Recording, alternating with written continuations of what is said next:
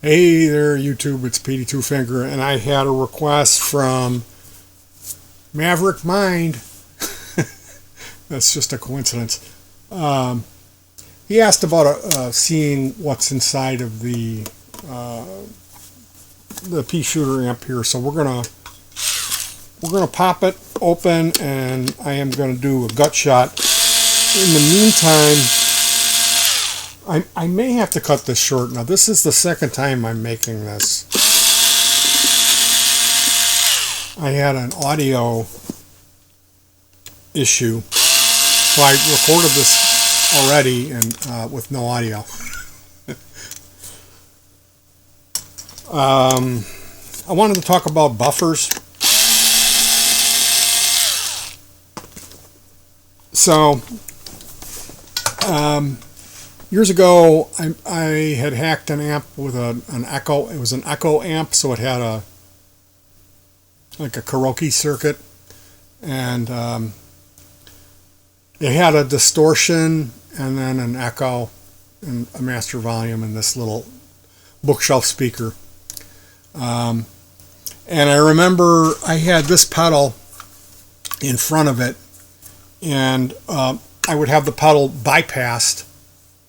And I'm thinking, man, this amp, it sounds really good, this amp. And what it was, I was used to building these circuits, and there was an impedance mismatch, meaning the amount of resistance that's on the pickups of the guitar is a little bit much for the amp to handle. So the result is the tone of the guitar is not what it should be. It's a lack of treble, so it sounds muddy. And the way you can fix that is a circuit called a buffer, and it's just a lot of times guys will make it with a single JFET transistor and a couple of resistors and a couple of capacitors. So that's called a Tillman buffer, and it's a real popular circuit that guitar players like to implement. Typically, you're supposed to have one at the beginning of your pedal board, one at the end of the pedal board.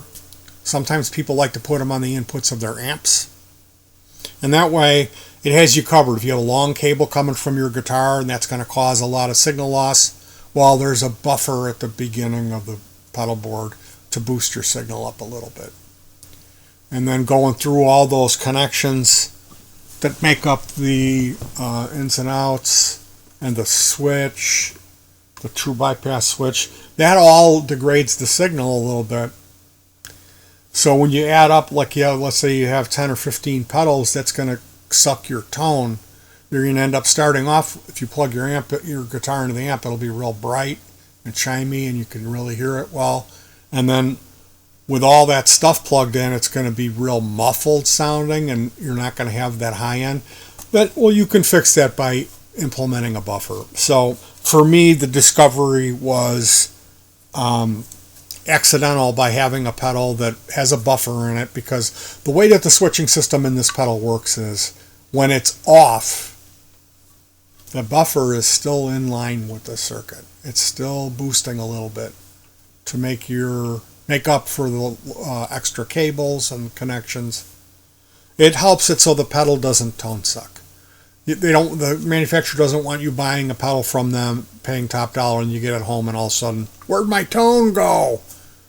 So somewhere along the line, people started using true bypass and got away from that, and then people started figuring out, well, we need the buffer. Every so often, you need to have one to keep the signal up to where it needs to be. So, like I said, I got these. They stopped making the part, the JFET. So I got SMT, Surface Mount Technology version of the JFET. And then there's something called a daughter board. It's a little adapter board about that big. It's a tiny little board. And you solder real carefully, use some flux and go in there, tack this thing on there, 3 legs. And then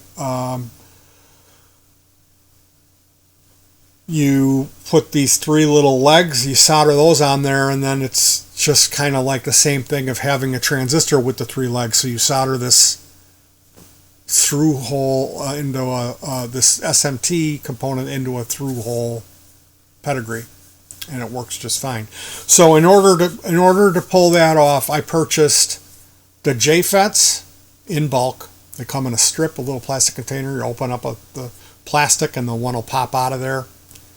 They're real tiny. I purchased the daughter boards. I purchased the little clippy clip guys with the legs. Then I purchased little PCBs to build the buffer. Then I purchased the resistors and capacitors that make up that circuit. So I put everything in a bag and it goes in with my transistors, and whenever I need a buffer, I'll pull that out and I'll build that and I'll implement that a lot of times on the front end of the amp. This does not have one on there.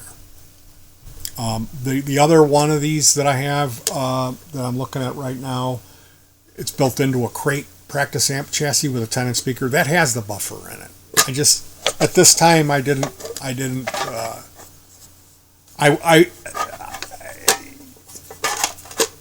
basically I know with this amp I'm always going to have a pretty short cable, and it's going to be going to a multi-effector that has a buffer in it. So again, another thing that I got to stress about this isn't distortion. This is clean gain. This is a clean amp. So this amp is more of a powered speaker. It's not a distortion, or you're not going to get your guitar tone from it. Although you kind of do, because this EQ really, it's clean though. It's not distortion. So my thing is I use a NUX MG30, which is a... would you hand me that amp model, honey? It's like $150. I think I paid for mine. I got a used one, and it does a really good job of modeling all of the old classic amps, whether it be a Vox, Roland Jazz Chorus, a Fender, a Mesa Boogie. So this has an effects loop. In the effects loop, I use a germanium Rangemaster. That germanium thing. I've tried a bunch of germanium circuits, but the Rangemaster, that's the one that I really like. With the Strat, oh man. Problem is it kills all your bass. So I use an EP boost, which is a more bassy, clean boost, in conjunction. So in the effects loop of that, my signal chain, it's like you can move the effects loop wherever you want in here. So the guitar comes into here, and then it comes out and goes to the effects loop and comes back through these jacks over here. But I have the effects loop virtually located right off of the input jack. Now I tried putting it in front, like why don't you just run it in front? Well, it sounded better in the loop. Something having to do with the impedance and the buffers, the way that it's laid out here. So that's how I run it. And this amp, the EQ in this amp is versatile, and it's enough to be able to match with any of the amp models in here to make this sound phenomenal. So whereas typically I'm always running this and some sort of boost or dirt boxes, you know, like a Clark Gainster, a Hoochie Mama that uses paper and oil capacitors and carbon comp resistors and old tube amp parts.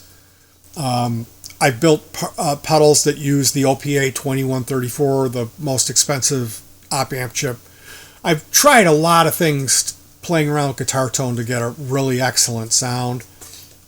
What really works great for me, I love this tone mender circuit paired up with this Class D amp board, which is powerful. So in this case, I'm using a battery pack or a power supply, like a laptop power supply, or if you can find a 24 volt 5 amp or 10 amp is even better. I just got a 5 amp 24 volt power supply for $2 at Goodwill. This one right now, I've got a 6 holder on the back of the amp. It holds 6 18650 batteries. Gives me 25 volts. So without further ado, Here is the amp board, and then over here is the preamp, which is the runoff groove tone mender. These boxes, they have a rotary switch in the front, and then there's a printer cable in the back, so you could have one computer coming in, or two computers coming in sharing one printer, and you switch over to whoever wants to use the printer that day. And so these are a printer switch box, or it'll be a monitor switch box. You never know what they've got. Like these boxes, I'll find them at the resale store, and it'll be some kind of KVM switch. You never know what you're going to find. There's these. This one had LPB1 or printer ports in the three of them cut out, oval sockets in the back that I removed, and I just went ahead and used two pieces of tape, one on each side, to cover up the excess of the hole. If you don't like doing that, you can put masking tape on the outside and use JB Weld Automotive epoxy, and score it up so it has something to stick to, and patty cake that in there nice, let it dry overnight, and then peel that off, and you can shoot some flat white on it. I painted this gloss black, and I left the back white so I could use my Sharpie marker on here. Output, the fuse is a 5 amp slow blow glass 5mm fuse. Here's the 2.1 mil inner diameter, 5.1 mil outer diameter DC power connector. Here's a 1/4 inch input. The power comes in and goes directly to this fuse holder here, comes out of the fuse holder and goes to this power switch, comes out of the power switch and splits. One end of the split goes to the amp board here to power the amp, 24 volts. The other side of the split goes back to this component here with the tape on it. You can see that there's a nut up here. It's like it's screwed into this thing.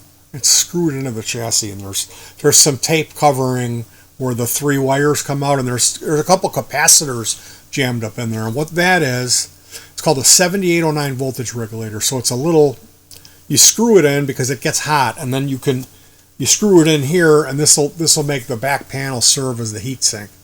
So there's three legs on the 7809. They make a 7803, 7805. Whatever the end number is the voltage. So this is a 7809. You're going to have three legs. Your ground is in the middle. Your input's here. So your power comes in. And if it's a 7809, you need at least 11 volts because there's 2 volts of headroom. So in this case, it's 25 volts coming in. And what comes out of the third leg is exactly 9 volts. So that 9 volt line comes up through another 10K resistor to this blue 10 millimeter LED. So it's 9 volts powering the LED. And then the other side of that 9 volt runs over to the runoff groove because this was designed to run at 9 volts. Now, if I use 50 volt electrolytic capacitors in here, and if I looked up the chip, which it's an NE5532, Texas Instruments, it's a legitimate chip, I could have bypassed that part of it and just ran it off 24 volts and gotten more headroom for the circuit. At the time I built this, I wasn't thinking that far ahead. Like, I built this a long time ago, and I didn't care about having more headroom for my preamp. But it is kind of like you're stepping out of your way to reduce the headroom of the preamp. It's kind of shooting yourself in the foot. Looking at that now, I would do that differently today. Like, I built another one of these more recently.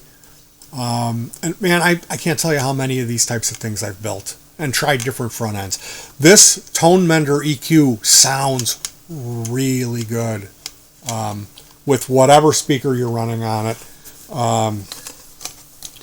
With this amp board. Now, you do have to kind of be careful buying the amp board if you're going to be getting them direct from China. Like if you're going to AliExpress or Temu, you might get factory seconds.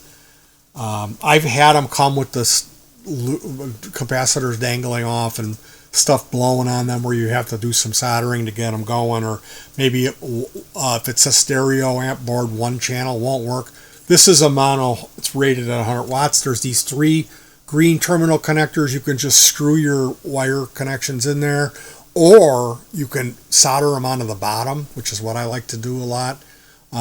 In between these two here, there's a 10K potentiometer, a little trimmer pot, and that's the master volume for the amp. Or it might be the input gain volume. I think that's what it is. I removed that and tack 3 wires on. It's like a triangular pattern where it solders in. So it's like 1, 2, 3. You solder wires on there and wire them 1, 2, 3 onto a potentiometer, which happens to be this connector here, and then you'll have master volume. It's actually the input volume for the amp is over here. The second gain control is the gain for the op amp for the preamp stage, the tone mender EQ, which is bass, mid-range, treble, and then there's a bright switch which brings your upper mids out a lot more.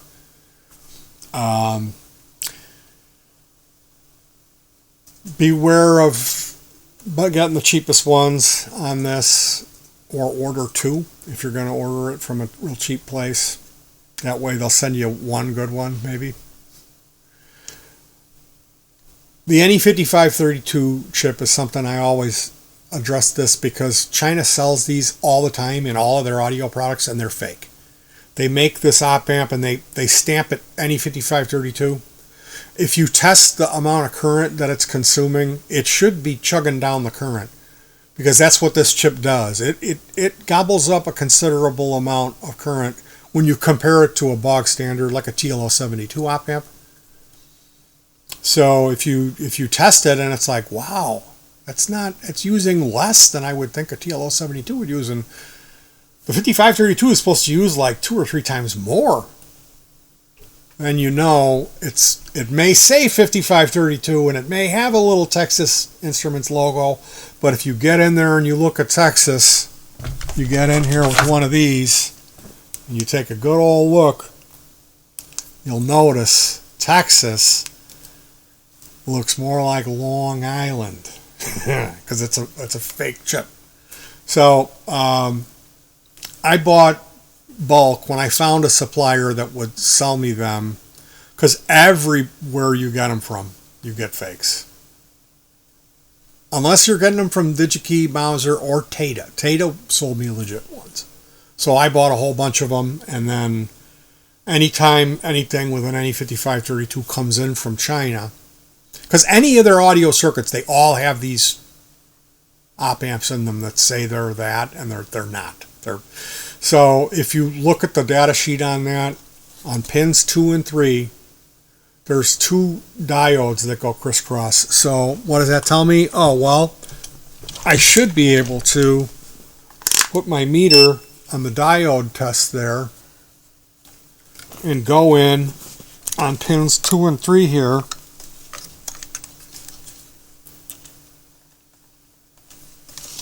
Put my meter on pins 2 and 3 and it should give me a number here.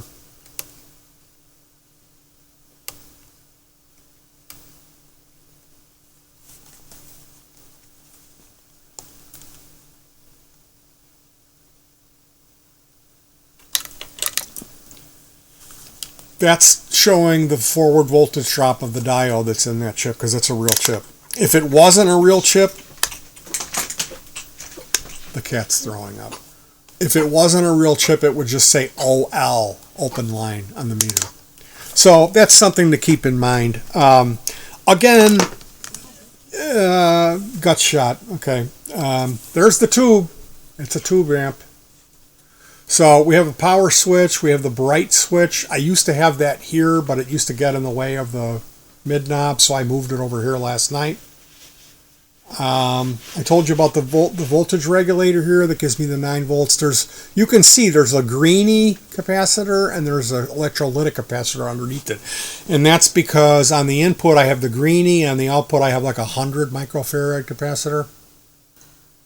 And that's polarized, so you want to put the negative leg of the capacitor in the middle where the ground is. And then those are your filtering caps. And what happens then is, like, when you shut the power off, the LED will stay on for a while. Well, that's the power that's stored in that capacitor draining slowly down, because the capacitor has capacity and it fills up with electricity. And then the same turn, when you're no longer supplying the electricity, it will take a minute for the LED to suck it all up and use it. So we've got this is just the toggle for the power. There's 4 connections on that. It's a DP/DT toggle. So you want on, off, or on, not on, off, on type of DP/DT toggle. This is the 10K volume that goes to the 10K that I removed from the power amp. And the other potentiometers in here are whatever the stock values for the BMTG of the tone mender. And this tone mender is bright, and the EQ it's all in the range of guitar sound. It's made for guitar, the tone mender, so it pairs really well with a amp modeler. And whatever amps that I dial up in here, I can mess with the EQ on here. Usually just adjusting, bring the bass up to where you want it, and then trimming off some of the highs maybe, or goosing the mid. There's this significant goose to the upper mid with this switch. So it's a versatile and really good sounding clean circuit, but it doesn't give you any dirt. So if you play a dirty guitar, you're going to need a pedal or an amp sim, and that's how I do it. I don't use tubes because we live in an apartment, and like I have a JTM 45 hand wired, and I've got a bunch of tube amps. I've got vintage tube amps. I got tube preamps that I use for recording. I've got tube gear that I built. But I went through a phase where I really was down on people saying the only way a tube amp will always sound better. That was this thing on the internet where it was like belittling people if they didn't have tube gear. Really don't like that. Really don't like that. So it's not that I don't know what tube tone is. I do know what tube tone is. I do. There's a lot of people that don't know what that sound is. And to be honest with you, I'm not really that big of a fan of it, depending on what circuit it is. But I'm really selective about the types of distortion that I actually like. So that's about it with this one. Did I miss anything? It's a 2.1 mil power connector.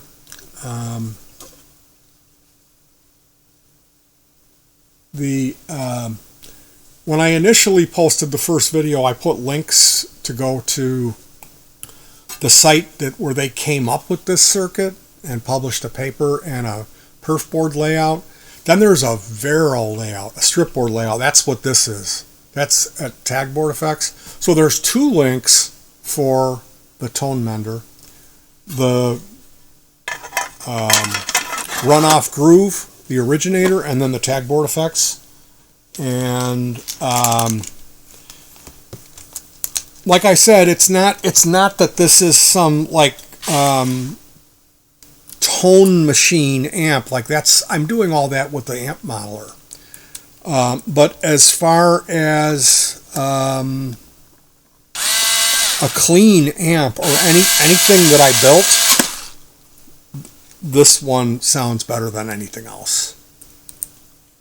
It just doesn't distort. So if you want distortion, the best thing to do is use pedals, or what I find to be even better than pedals is I use a really good but a budget amp modeler, and I don't like any pedal that has a dirty gain control on it. I think that the dirty gain should come from a combination of things like power tube distortion, speaker distortion, and a little preamp tube distortion. When you combine all three of those, you get a more balanced. Because too much of one, like even too much tube distortion to me doesn't. I don't like the way it sounds. I don't. There's this splatty kind of farty tone, and I think a lot of people misunderstand what the tubes really sound like. They've just been told all their lives you have to have a tube amp. It's the only way to do it, and they think when they hear a Metallica album that they're hearing tubes, when inside of those amps it's a op amp with an LED. The LED is clipping because the op amp is boosting the signal so much that it goes beyond the capability of the LED. So the signal is like this, and it's being cut off, so it's square. That's the type of clipping, and they think, oh, that's tube. That's I need this Marshall. It's tubes. Oh, it's got a circuit in it. The gain control is a.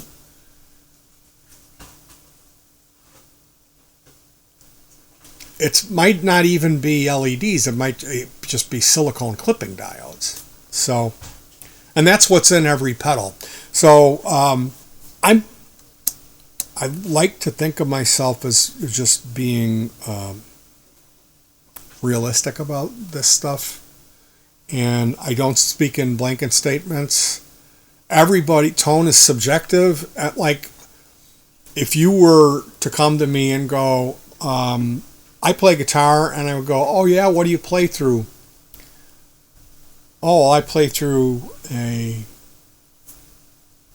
it's just a crate practice amp.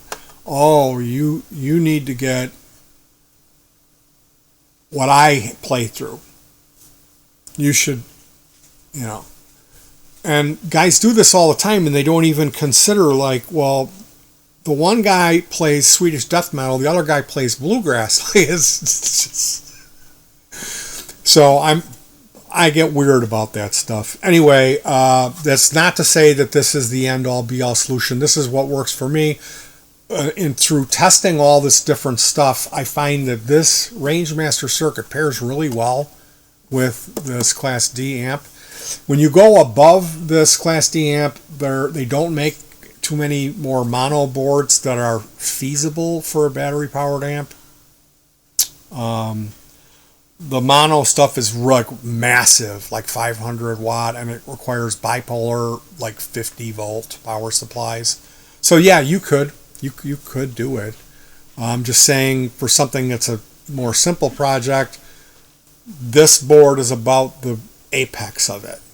Okay, and like, yes, I have built a bunch of 150, 200, 3, and 600 watt amp units that are 2.1 power sub and mains, and that have the mixer and digital recorder built in.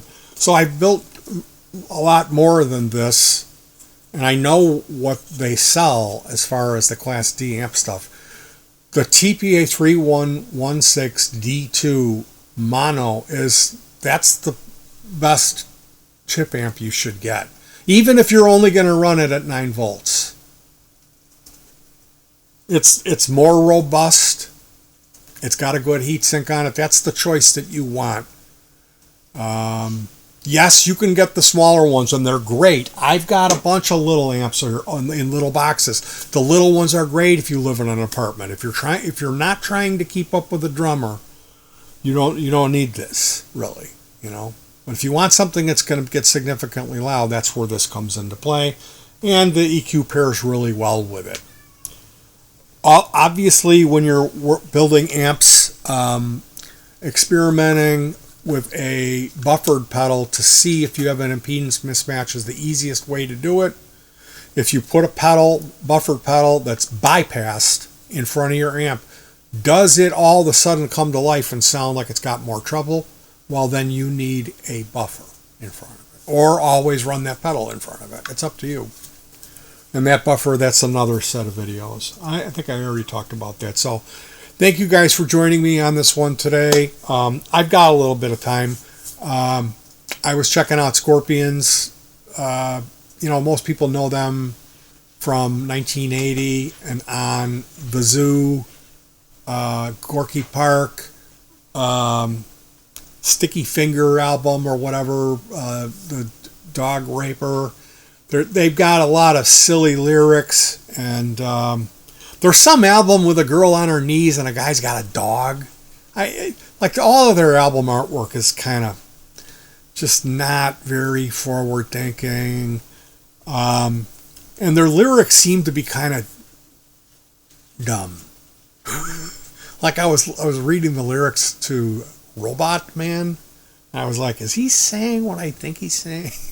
Yes, he is. Anyway, when they started out from 73 to 78, they had a lead guitar player named Uli Jon Roth. Now, Uli is still touring. He looks like a German brewmeister elf. He's got little leather shoes and a little leather like woodsman cap and feathers hanging off of his guitar. But Uli Jon is a motherfucker. He is the missing link in between Ritchie Blackmore and Yngwie Malmsteen. He really is. And I can really see a lot of Hendrix in him, in his gesticulations and how he's using his whammy bar. But just an absolute all-out pleasure to watch him perform. His tone is unbelievable. He's got two full Marshalls just ripping with some kind of germanium. And, man, there's this footage from, I think it's 78. Holy cow. It's really something to see. If you like guitar mastery stuff, like really good guitar players, and because that's one of the more like off the beaten path guys. Now, he left them and went off. He was starting to write. He said he was writing music that wouldn't fit in the Scorpions. Like, I listened to this song called Earthquake that he wrote, and man, it's out there. But unbelievable, brave music to write. Really musical and unbelievable talent. So that's another musician that kind of goes under the radar. Like, they went on to wear like blue spandex, and like they had a talk box, and they were all like, wah, wah. And like it was terrible. Like I watched the later Scorpion stuff, comparing it to this. Like this talk box didn't even sound good, and when it would get up into the mid range, it would get really loud on the PA, and then like a significant deficit. So it was like kind of coming and going. It's like, dude, you need a couple of compressors if you're going to do that. But brick wall limit. So that guy's got a crazy rig rundown with John Bollinger, Cuckoo for Cocoa Puff, John Bollinger. It's a great rig rundown. Check out Uli Jon Roth. Also, Ahmet Zappa has a Frank Zappa's son. Frank Zappa had 2 boys and 2 girls. Dweezil, Moon Unit, Ahmet, and Diva. Ahmet worked for Disney and Children's Network, I think, too. And he was in a band with his brother. And now for the longest time, I used to slag Ahmet Zappa off, and I said nasty things about him. And I had reasons for that. But I've come to really like him. He's got a podcast called Rock Tales, where they drink alcohol and talk about music and stories relating to bands. And I've been in there getting to know the rockaholics, the people that are in the chat section. And it seems like they all really have good knowledge in bands. Like, if you drop an obscure name of a band, someone will know who they are in there. So you can learn. That's how I learn stuff. That's how I learn this stuff, is hanging out around people that know more than me. I called into Rock Tales yesterday, and I got on the air with Amit for 10 minutes. And I at this point, I just feel awful about how I never met the guy, and I had made all these assumptions of what type of person he was, because he made me laugh so hard, and he was so nice to me. I've been on the radio a lot. I used to call into WLUP back when Steve Dahl and Kevin Matthews, Jonathan Brandmeier, Mick Slappy, Bonaducci, the golden age of radio. And I have those tapes to prove it, and I have those memories of the contests that we won. I used to be constantly calling at the radio station on speed dial. Out of all those times when I was on the radio, you get real nervous and you end up getting on the air and you almost pass out sometimes. This was by far my favorite conversation. Now, they haven't posted the episode yet. The episode runs live, and then they re-upload it a couple of days after the fact. So when that airs, I will definitely be rewatching it, deciding, am I embarrassed of this? And then if I'm not so embarrassed of it, I'll probably do another video where I talk about it, and I will have a timestamp link where you can click and just hear me chatting with Amit Zappa. And then, of course, part of this, what I do here, is share stuff that I find of value. And I think Rock Tales is my favorite podcast. I'm not into podcasts. That type of thing. I typically, I'll make it 5-10 minutes in, and there'll be some inside joke or something, and I can't handle it. But and like, there's a whole thing with Kiss, which I am not a Kiss fan. I don't know why that went over my head, or under my head. Maybe it was more of that. But my parents were strict, and they were real religious, and so guys dressing up like demons and playing rock music was kind of like giving evangelists, people that ran organizations like Christian schools, all the ammunition they needed to deny me my 97.9 The Loop. So that's part of it too. But despite my differences in the past, or what their infatuation with bands like Iron Maiden and Kiss, I saw Maiden. I saw the Power Slave, this big mummy with a big rubber arm that came out on stage and like tried to herd them into a corner of the stage or something. I have a vague memory of being in Alpine Valley and get your balls to the wall, man. This Australian act called Accept, with this homoerotic anthem, Balls to the Wall. That was like, I'm not getting my balls anywhere near that wall. I'm staying back here. I do remember having to hitchhike home, because the guy that I went with overdid it with the Busch Light and was falling down drunk, blew his tire out in the parking lot, and I ended up with this guy who was from out of state. He was like a really bad guy, running from the law, and he was intoxicated. He was vomiting out the window after the Iron Maiden experience. And he's like, how old are you? And I'm like, I'm 17. And he's like, no, you're not. And I'm like, I'm 17. And so He's like, give me your license. So I'm like, I'm not giving it to you. I'll show it to you. You know, like, I really didn't trust this guy. So then he pulled over and like forced me to drive his car for him while he curled up in a ball in the back and slept. And I dropped him off in a parking lot. But I got home from, actually got home from, in his car, you dropped him off in a parking lot? Or I left him. He was asleep. In I his couldn't, car? I couldn't wake him up. Yeah. Okay. So that's how that story, and then I walked home. That's how that story ended. Anyway, that's my Iron Maiden and Alpine Valley story. I hope you enjoyed the gut shot video. I'm going to be, hopefully, these parts are going to come here, and then I got to run out and do an errand today. I'm up against the clock here, and it doesn't look like it's going to happen.